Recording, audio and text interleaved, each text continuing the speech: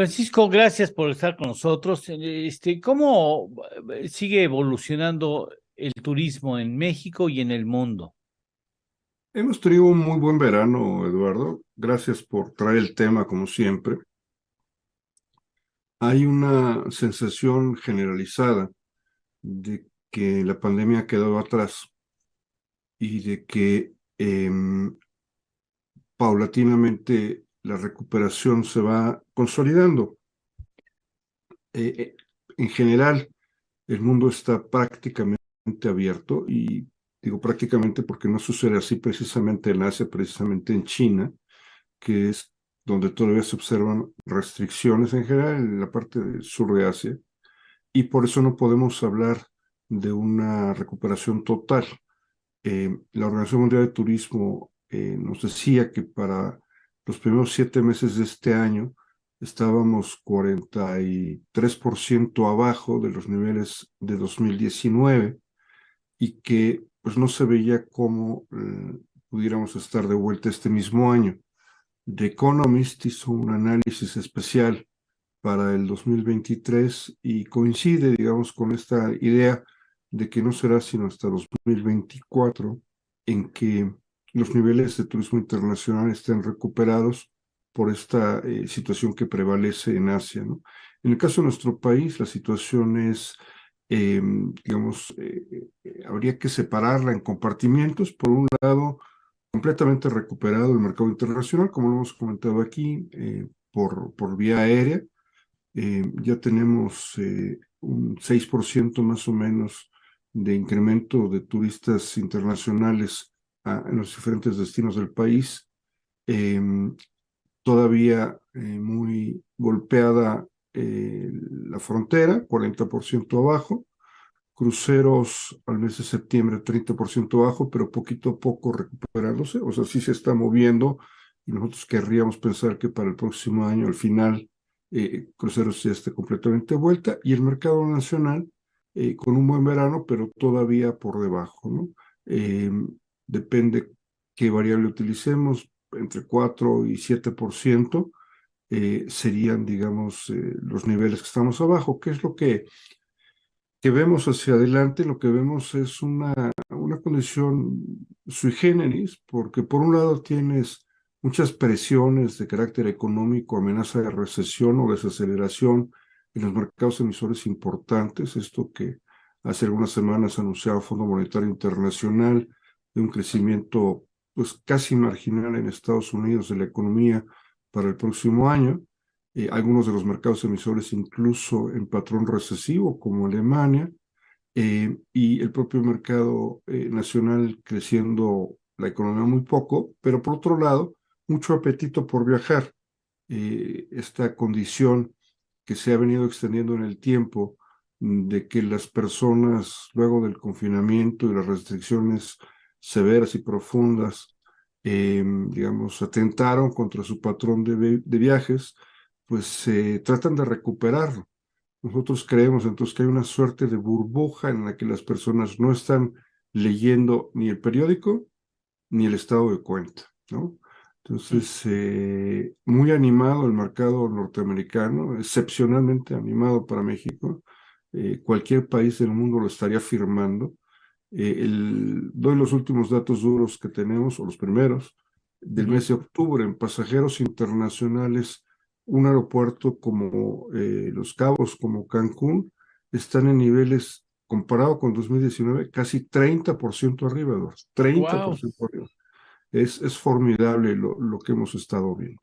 Eh, en términos generales, digamos, este es el panorama, un panorama positivo que habría que ver con cautela y siempre con dos amenazas que podrían descarrilarlo. Por un lado, la propia situación económica, todo esto derivado del conflicto en Ucrania, y del otro lado el tema de inseguridad que sigue estando presente, pero que, aunque está presente de manera importante, no necesariamente está desanimando a la demanda, ¿no?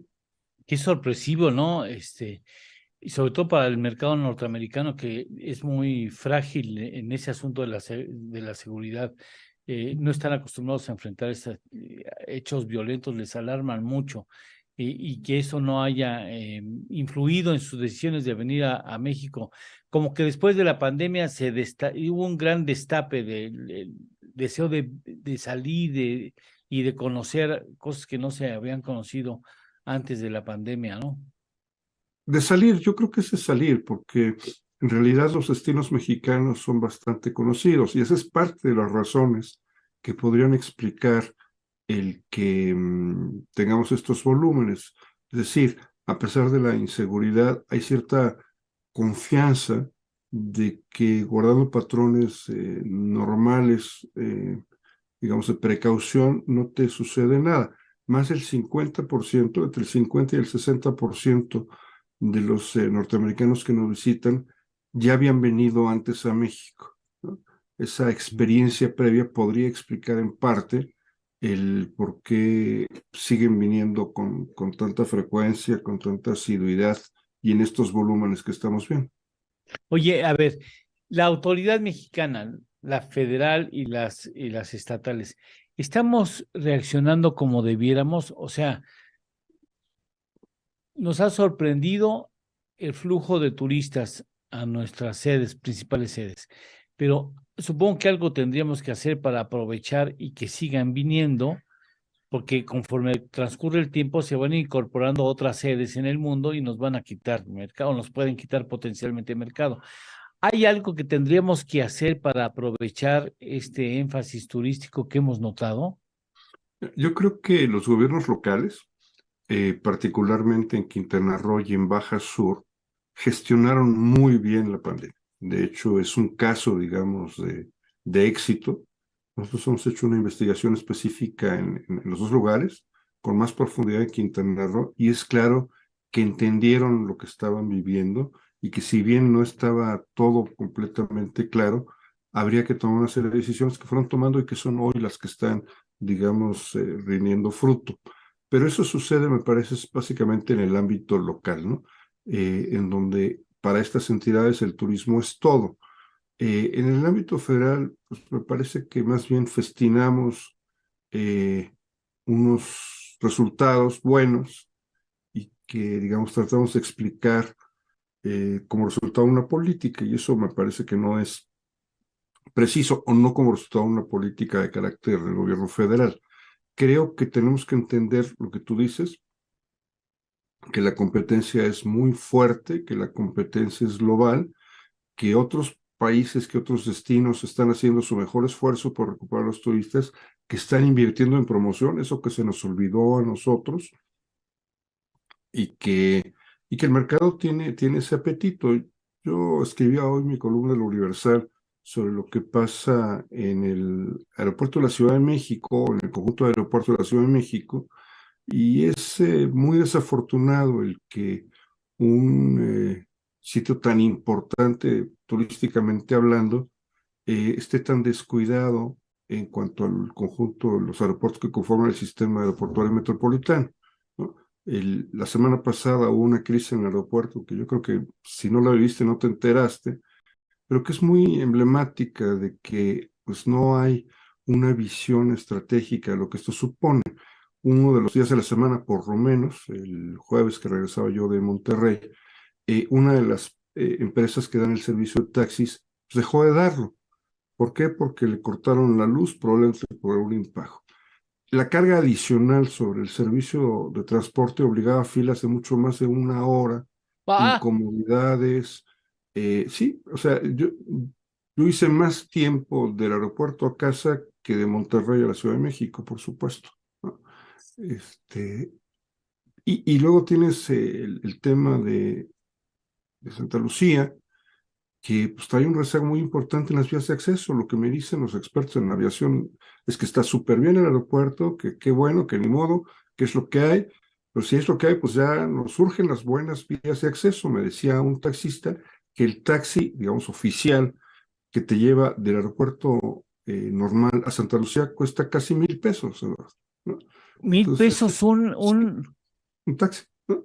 Para conectar entre dos aeropuertos. No, pues Entonces, entonces, ¿de qué te sirve que el vuelo sea barato si el taxi para llegar al aeropuerto es carísimo? Es correcto. Eso es lo que tiene que hacer el gobierno. Está claro que esta fue la decisión, pues como me dice, pues es lo que hay, ni modo, pero pues vamos muy rezagados. Por supuesto, el tema de la degradación de la aeronáutica civil no ayuda, ¿no? Porque no puedes poner vuelos internacionales a Estados Unidos de líneas Eso se muestra mexicanas. en números de acceso, sí, Vi obviamente. en la parte estadística tenemos un agujerito ahí. No hay datos todavía públicos de octubre, apenas han pasado 50 días, somos unos exagerados tú y yo, ¿no? Eh, Sí. y luego, fíjate qué fenómeno tan extraño, lo pongo ahí al final de la columna. No hay en la Secretaría de Infraestructura, Comunicaciones y Transportes, a través de la Agencia Federal de Aviación, consolida la estadística aérea del país y la verdad es que al paso del tiempo lo hacen bastante bien. Es una buena fuente de información. Tiene un producto que es un producto de aeropuertos, donde ves tú los volúmenes de pasajeros en los aeropuertos. En todos los del país, excepto en el AIFA, ¿no? No está consolidada la información, no aparece consolidada la información. Tienes que entrar a la página del AIFA para ver lo poquito que lo que podemos ver. Si mal no recuerdo, estaba en septiembre sobre unos 300,000 pasajeros, que no es poca cosa, pero no sé cómo les ha ido en octubre. Lo que sí es un hecho es que si Aeroméxico, Viva Aerobús, Volaris quieren poner perdón por decir las marcas, pero pues son las que hay, No, ¿no? no, sí está bien, sí. Quieren volar mañana a México, Houston, pues no pueden.